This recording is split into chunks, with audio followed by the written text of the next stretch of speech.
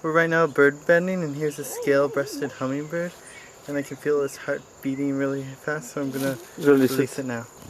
Right. No, el sello se arregla a las uñas. The legs first, since they are the part that gets most tangled.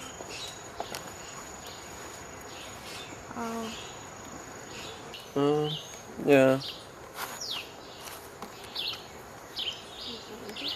One of these guys.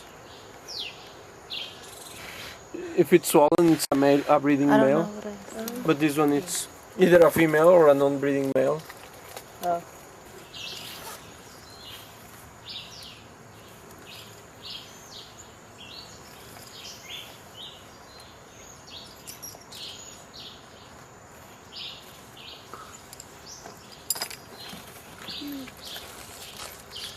And that's the one you had said is the bird of Costa Rica? Yeah, this is a clay colored robin, national bird of Costa Rica.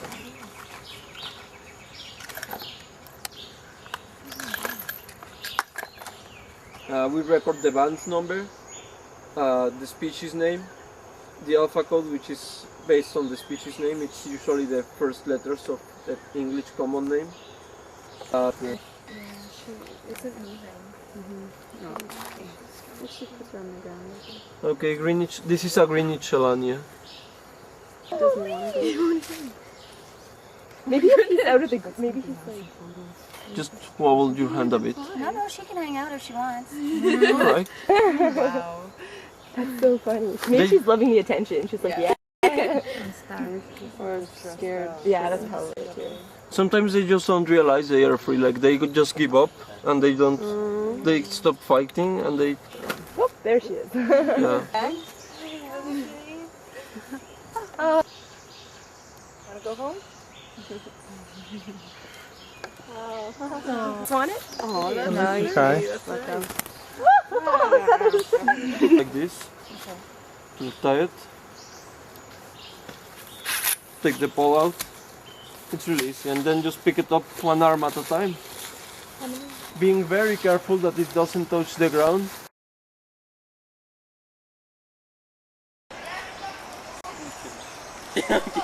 No, we keep doing that and I'll keep coming. That'll be the caption for the whole thing. Hi, welcome to Cocoa Forest Tree Nursery. Cocoa Forest is a conservation organization that works with the Tropical Science Center to grow seedlings that will be planted in the shade-grown coffee farms. And these seedlings will also be used to reforest the Alexander Sketch Biological Corridor. And Chris is going to explain what we did today. Well, today at Cocoa Forest we've been filling bags with earth, which will eventually hold the baby trees that will one day be planted in the surrounding area. So basically, we've had 3 teams. One team filling up the bags with dirt, another team carrying the bags of dirt to the planting stations, and another team that's sifting through the dirt and making sure it's all appropriate for the trees. And a few of us have been picking out the worms and making sure they're safe as well. Good.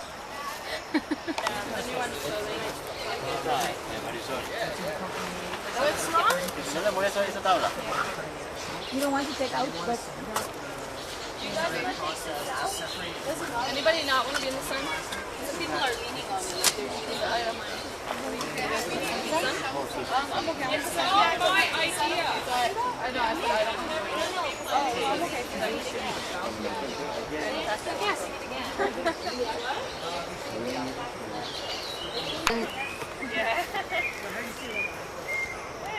we're done one trough.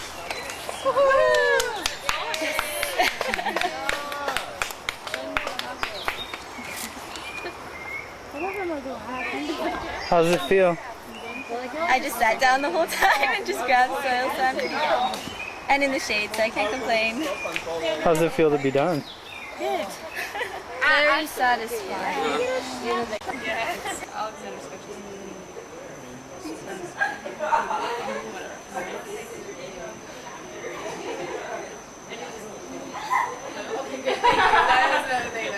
Welcome to Alexander Scutch's home here in Los Cusingas. Alexander Scutch, Dr. Alexander Scutch was he was a botanist who came here in the 1930s, and then he started to get more interested in birds, of course, being in this area.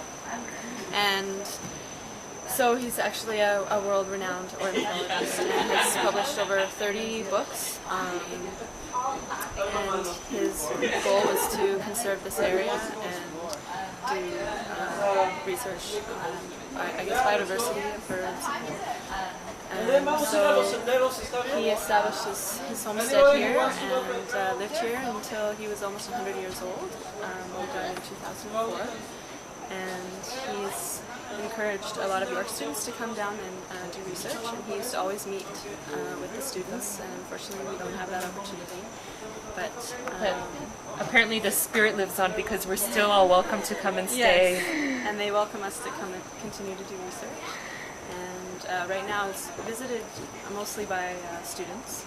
It's kind of out of the way, so not a lot of big tour companies come here, but they're hoping to bring some more people to raise some more money for conservation projects. And Yeah, welcome. that's about it. So Really awesome. Ants. Though This is a mine of leaf actually eaters. eat ants. They're ant eaters. They're cannibals.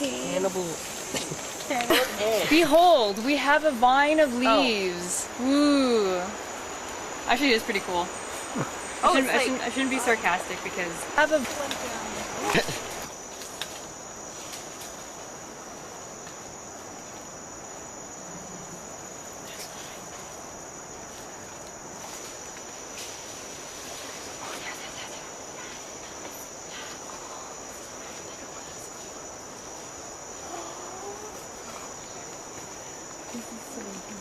We were just watching some capuchin monkeys hanging out up in the trees, and it was really interesting because what we think happened is the females and the young sort of took off that way, and there was one monkey that stayed behind, just throwing like fruit and nuts at us, and we think maybe that was sort of the alpha male in the group. I'm not too familiar with monkey ecology, but it seemed like that was the male in the family group, and he was sort of causing a distraction for the rest of the troop to get away. And it was pretty awesome. I don't think any of us wanted to disturb them or anything, but what a cool experience.